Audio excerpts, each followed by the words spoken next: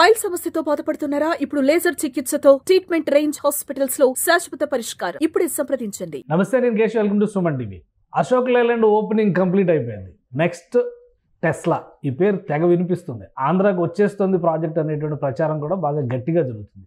ఇందులో ఉన్నటువంటి నిజాలు ఏంటి, అసలు ఏ దశలో ఈ డిస్కషన్స్ ఉన్నాయి, ఒకసారి విశ్లేషించే ప్రయత్నం చేద్దాం. మనతో పాటు తెలుగుదేశం పార్టీ నేత కిరణ్ కలపాల ఉన్నారు. కిరణ్ గారు నమస్కారం. నమస్తే. టెస్లా గురించి మనం ఆల్రెడీ ఇంతకుముందు కూడా డిస్కస్ చేసాం. అది వరల్డ్ వైడ్గా అంత పాపులర్ ఉన్న బండి, అలానే ఇండియా వస్తే ఆంధ్రాలోనే అనేటువంటి నినాదం తెగ పుంజుకుంటుంది. ఏంటి అసలు ఇప్పుడు ఏ స్టేటస్లో ఉంది? ఎందుకంటే బాంబేలో, ఢిల్లీలో షోరూమ్ స్టార్ట్ చేశారు. రేపో మాపో వెహికల్స్ కొన్ని ఇంపోర్ట్ అవుతాయి అని చెప్పని అంటున్నారు.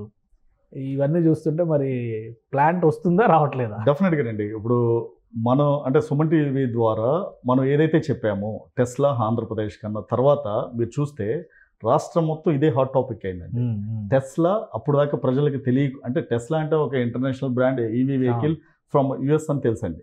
అయితే మనం ఎప్పుడైతే దాన్ని ఇన్ఫర్మేషన్ బయటికి డిస్క్లోజ్ చేశామో ఆ రోజు నుండి టెస్లా గురించి ప్రతి రాష్ట్రంలో ప్రతి ఒక్కరు ఆల్మోస్ట్ అప్పుడు కియా గురించి ఎంత మాట్లాడారో దానికన్నా ఎక్కువ మాట్లాడారండి. అది సుమన్ టీవీ ద్వారా మనం చెప్పటం, అది మనకున్న ఇన్ఫర్మేషన్ బట్టి, ఇన్సైడ్ ఇన్ఫర్మేషన్ బట్టి జరిగింది.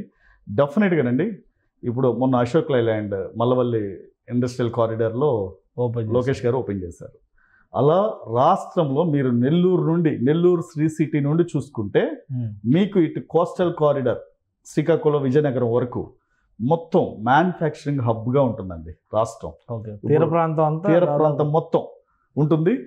టెస్లా మనం గతంలో చెప్పినట్టు నెల్లూరులోనే నాయుడుపేట దగ్గర ప్లాంట్ అతి త్వరలో ప్రారంభం కాబోతుంది. దానికి ఇప్పుడు ఎలన్ మస్క్ గారు కూడా రావటానికి సంసిద్ధంగా ఉన్నారు. ఎందుకంటే లోకేష్ గారు, అధినేత చంద్రబాబు నాయుడు గారు కూడా చర్చలు జరిపారు. ఆయన ఇప్పుడు సునీతా విలియమ్స్ని స్పేస్ నుండి కిందకి తీసుకొచ్చి ఆ సక్సెస్లో ఎంజాయ్ చేస్తున్నారు ఆయన. ఎందుకంటే గతంలో బైడెన్ ప్రభుత్వం చేయలేంది ట్రంప్ వచ్చిన తర్వాత, యుఎస్ ప్రెసిడెంట్ ట్రంప్ వచ్చిన తర్వాత ఆ ప్రాజెక్ట్ ఎలన్ మస్క్కి అప్పచెప్పి ఆయన అతి తక్కువ కాలంలో అంటే 4 రోజుల వ్యవధిలోనే ఆయన స్పేస్ డ్రాగన్ క్రూ 9 పంపించి వాళ్ళని తీసుకురావటం, అది అంటే ప్రపంచవ్యాప్తంగా సంచలనం అయింది. పెద్ద సక్సెస్ అయింది. లాస్ట్ మినిట్ వరకు కూడా కల్పనా చావ్లా ఉదంతాన్ని గుర్తుపెట్టుకున్నారు. ఎందుకంటే ఇప్పుడు స్పేస్ నుండి వచ్చిన తర్వాత రాకెట్ మళ్ళీ సీలో బ్లాస్ట్ అవుతుంది. ఎందుకంటే అది చాలా విషపూరిత వాయువులను రిలీజ్ చేయటం, వీళ్ళు బయటకు వచ్చిన తర్వాత కూడా ఆ విషవాయువులతో వీళ్ళు చాలా అంతకుముందు ఆస్ట్రోనాట్లు చనిపోయిన దాఖలాలు కూడా ఉన్నాయండి. సో విజయవంతం అవటం, ఆయన ఆ సక్సెస్ని ఎంజాయ్ చేస్తున్నారు. ఇప్పుడు అంటే ప్రపంచంలోనే ఫస్ట్ యుఎస్ తర్వాత అతి పెద్ద ప్లాంట్ ఆంధ్రప్రదేశ్లో స్టార్ట్ చేయాలని ఆయన సుముఖత వ్యక్తం చేయటం. అంటే ఇక్కడ చాలా కాంపిటీషన్ ఉంది. మహారాష్ట్ర అసలు వదిలిపెట్టే ప్రసక్తి లేదు. మహారాష్ట్ర గవర్నమెంట్ చాలా స్ట్రాంగ్గా పట్టుకుని ఉంది దీన్ని. ఎందుకంటే ఆల్రెడీ పూణేలో ఒక ఆథరైజ్డ్ ఆఫీస్ని ఓపెన్ చేశారు. ఇవన్నీ ఇప్పుడు ముంబైలో డెఫినెట్గా ముంబైలో స్పేస్ అయితే తీసుకున్నారండి. ముంబైలో ఫస్ట్ షోరూమ్ స్పేస్ తీసుకున్నారు, అలానే పూణేలో తీసుకున్నారు, చెన్నైలో తీసుకుంటున్నారు, హైదరాబాద్లో కూడా తీసుకుంటున్నారు. అయినా ఇక్కడ ఆంధ్రప్రదేశ్ రావడానికి ప్రధాన కారణం ఎవరంటే నారా చంద్రబాబు నాయుడు గారు. ఎందుకంటే ఆయన బ్రాండ్ అండి. ఇప్పుడు బిల్ గేట్స్ని 30 సంవత్సరాల క్రితం హైదరాబాద్ని తీసుకొచ్చి ఈరోజు మైక్రోసాఫ్ట్ డెవలప్మెంట్ సెంటర్ న్యూయార్క్ తర్వాత first development centre in Hyderabad అలా తీసుకురావడంతో ప్రపంచవ్యాప్తంగా ఉన్న కంపెనీలన్నీ హైదరాబాద్ వచ్చినాయి. ఇప్పుడు ఎలన్ మస్క్ రావడానికి కూడా ఆ బ్రాండే కారణం. బిల్ గేట్స్కి చంద్రబాబు నాయుడు గారికి ఉన్న సత్సంబంధాలు, అలానే చంద్రబాబు నాయుడు గారికి ఉన్న ఇమేజ్, ఆయనకున్న బ్రాండ్, 4వ ముఖ్యమంత్రిగా ఉండటం, CBN 4.0 అనేది ఇప్పుడు ప్రజల్లో, రాష్ట్రంలో, దేశంలో, ప్రపంచవ్యాప్తంగా చంద్రబాబు నాయుడు 4.0 అనే కాన్సెప్ట్ భయంకరంగా ఎక్కేసిందండి. దానికి ఎలన్ మస్క్ కూడా, ఎందుకంటే చంద్రబాబు నాయుడు గారి దగ్గర ఒకటేనండి, ఆయన ఒక రాజకీయవేత్తగానే కాకుండా లేదా సీఎంగానే కాకుండా ఆయనలో ఒక ఎంటర్ప్రెన్యూర్ ఉన్నారండి.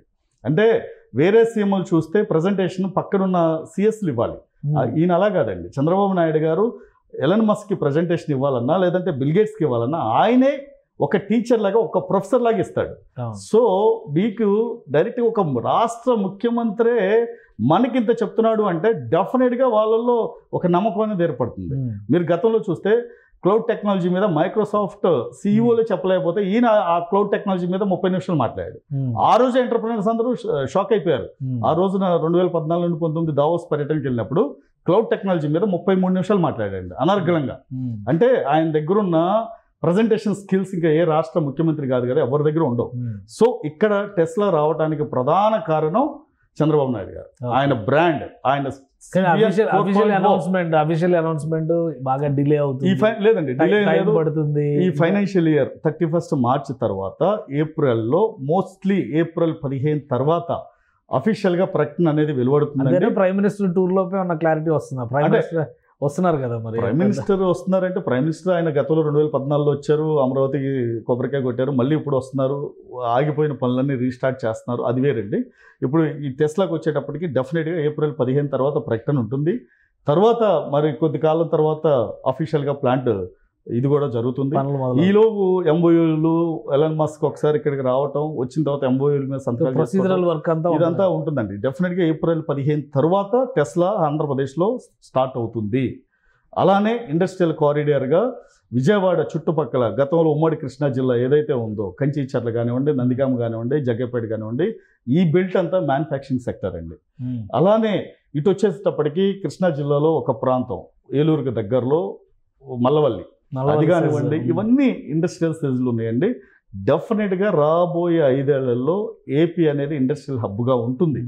డెఫినెట్గా మీరు అటు చూస్తే విశాఖ, శ్రీకాకుళం, విజయనగరం చూస్తే అటు భోగాపురం ఎయిర్పోర్టు భారీగా స్టార్ట్ చేస్తున్నారు. ఆల్రెడీ సగం నిర్మాణ పనులు అయిపోయినాయి. రేపొద్దున అక్కడ కూడా మీకు కొన్ని సంస్థలు రాబోతాయి మ్యానుఫ్యాక్చరింగ్ సెక్టర్. అంటే ఎక్కడికక్కడ ఒకచోటే అభివృద్ధి అనేది ఒక్కచోటే లేకుండా దాన్ని డీసెంట్రలైజ్ చేసి ఎక్కడ వాళ్ళు అక్కడే పనిచేసే విధంగా రేపొద్దున ఒక్కొక్క నియోజకవర్గాన్ని ఒక్కొక్క ఇండస్ట్రియల్ క్లస్టర్గా చంద్రబాబు నాయుడు గారు దాన్ని. ఒక డౌట్ ఏంటంటే టెస్లాకి సంబంధించి ఫస్ట్ ఫేజ్ లో ఇంపోర్ట్స్ జరుగుతాయి. జర్మనీలో already right hand wheel driving ఉండేటువంటి కార్లు డిజైన్ చేసి వాటిని అక్కడ మ్యానుఫ్యాక్చరింగ్ జరుగుతుంది. అవన్నీ ఇండియా వస్తాయి.